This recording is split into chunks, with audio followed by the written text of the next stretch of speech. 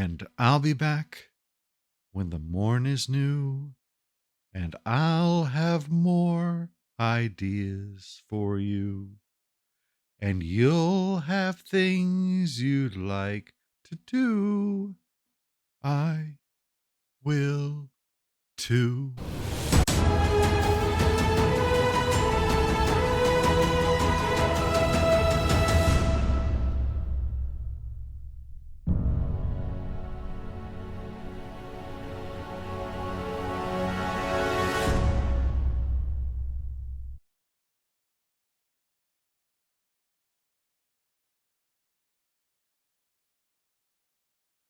Issue 21 begins with General Fortean wearing some kind of combat exosuit while sitting on this massive chair, prompting his POV narration about once being in the Air Force, but now something more. As noted by Dr. McGowan, what he's become is a murderer of civilians by sending in those mercenaries with specific instructions on that. He calls it collateral damage, because of course he would. A name creates a box that you can then put things in. Make a box that defines those killed as a regrettable side effect of engagement.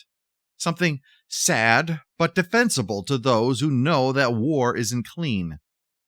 But then start throwing in things that aren't side effects but intentional choices, that you indicate no regret for or show the slightest sign that you are sad about.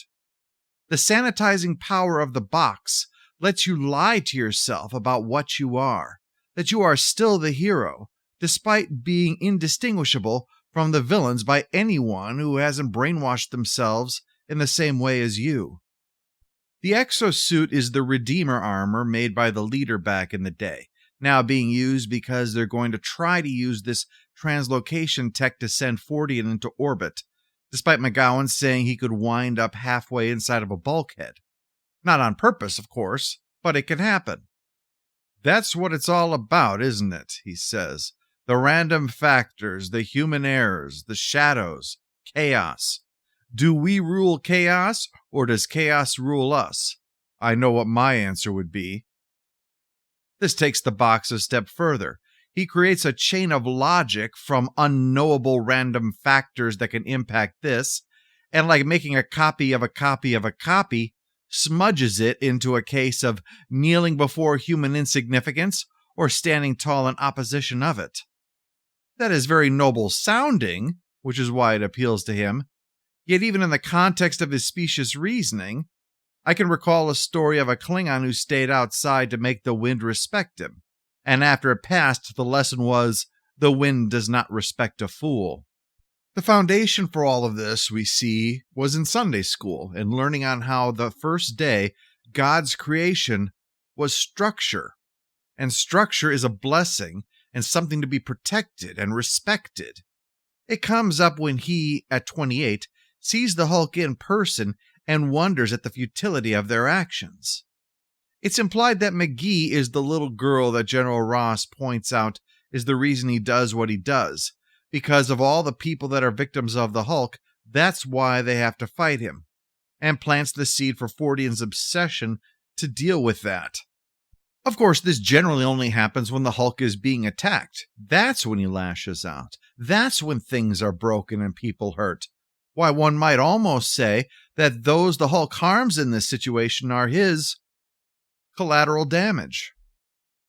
On Gamma Flight Station, Creed and Titania discuss their situation, his frustration with just sitting around, and hers with the way Samson keeps giving her the stink eye, which Creed notes probably means he and She-Hulk were a thing once.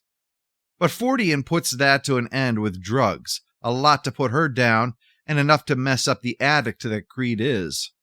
Samson, Puck, and Lankowski are looking over the abomination husk when Fortean enters and kills Samson.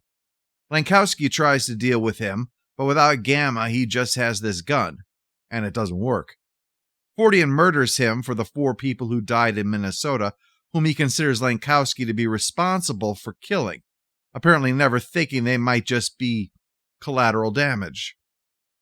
He flashes back to 5 years ago, time being on a sliding scale, when it was revealed that the leader had a mindless Ross. He was brought back from the dead, using the Redeemer armor, only for the then Professor Hulk to smash the dome and leave Ross to rest once he realized who it was.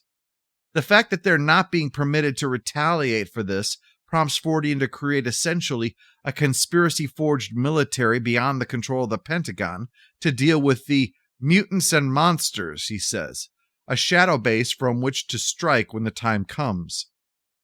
What that proved to be was the Red Hulk, and was he surprised to find that he was now using the resources created to honor Ross after his death to now hunt Ross. During this, Al Ewing confirms the idea that the Hulk persona seen before his death that took the name Doc Green but was intelligent was the Savage Hulk, just with intelligence, not a new persona, and certainly not Bruce Banner, except in the most broad sense. Ross says he's not the one who can go against the Hulk anymore. He's obviously become too close to the situation, and so it's down to Fortean to finish this. That's the reason that he recovered the Abomination husk from Gamma Flight, and why he's now going to make use of it personally, touching it, becoming wrapped in it, and one with it. The issue ends with Fortean sitting like he had in the Redeemer armor at the beginning, but now wearing the husk of the Abomination instead. I did not know what chaos was, and so I learned.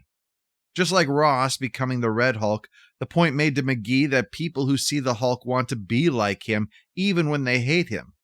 Even if they think they are on the side of structure, they wind up embracing the chaos that he represents. Issue 22 begins with the fact that Doc Samson is back, but Lankowski is still dead. Plus, Titania is convinced Samson is holding out on them, that he knows where the Hulk is, but is protecting his patient, even after those people were murdered by the same guy that killed Lankowski and shot Creel up with drugs after he'd gotten himself clean. They want to do something, and Puck's all for that, taking charge, though everyone figured he pretty much was already. The former villains compare Lankowski's leadership unfavorably with Dr. Doom's. I mean, Doom walks into a room, it's his room, you know? But Puck is just ignoring it and stating that since Gamma Flight is here for Hulk activity, and that was Hulk activity, they can respond in kind. Considering the state of Fortean at the moment, that's more apt than they imagined. McGowan rails at him for doing this without thought of the consequences, or what they now need to do in order to ensure they understand what's happening. But he insists none of this is necessary. He is in control. They fight monsters and they make weapons. That's their remit, and that's what he sees himself doing. One doesn't need to have heard of Nietzsche to note the irony of that. He still frames this as order versus chaos, even though the body isn't reacting predictably to him, even though he's bleeding green from his own nose. The previous occupant of that husk, Rick, is in a bathtub in the motel being watched over by Betty, in human form. That is until Bruce shows up. Then she turns into the red harpy while she's talking to him. Bruce can't handle that, so he lets Joe fix it out, who, rather than being unsettled, compliments the look.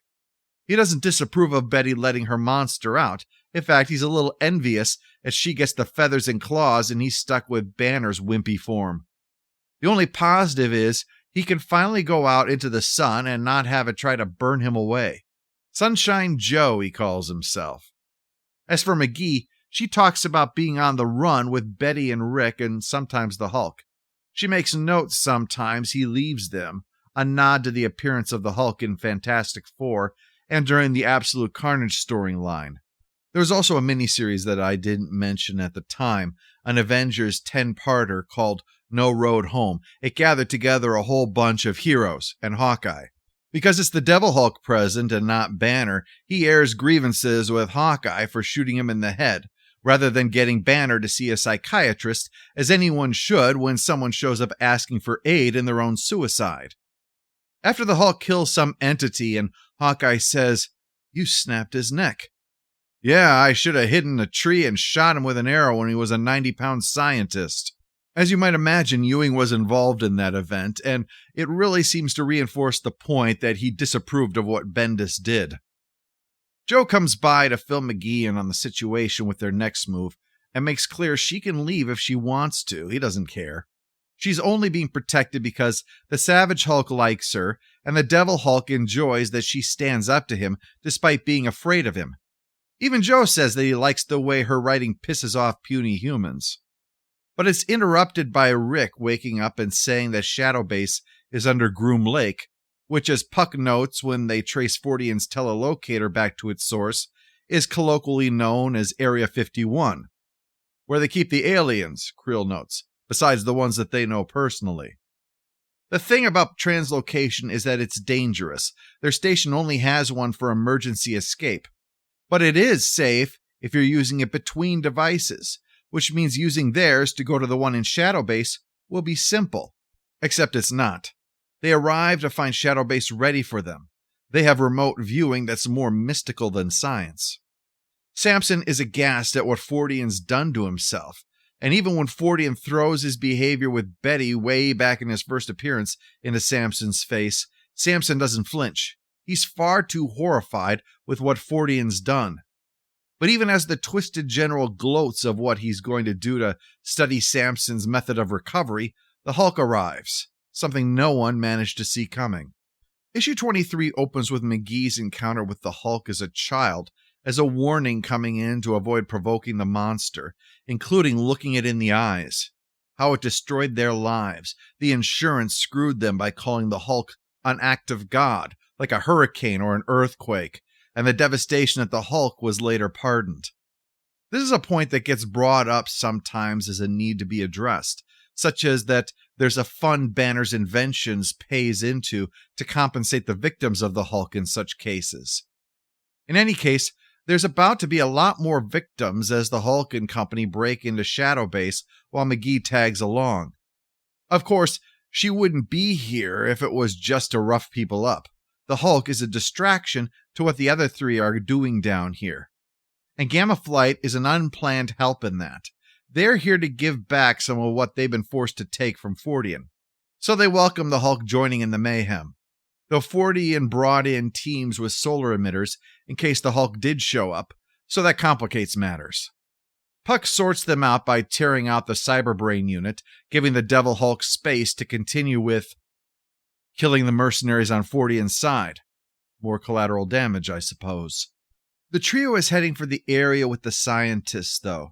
As they rip in, McGee notes things like World's Greatest Dad Mug, a golf magazine, a wedding photo on display. Everyone had a life that led them to that point, an internal narrative played out. When collateral damage happens, it's drawing that narrative to a premature end. We don't know these people, though one can easily say why they deserve a horrible end. We can speak with certainty which box people belong in and why there is no excuse for them not to be. We can find ways to say that they aren't human that satisfy, which is necessary because otherwise stripping humanity from others strips it from us as well.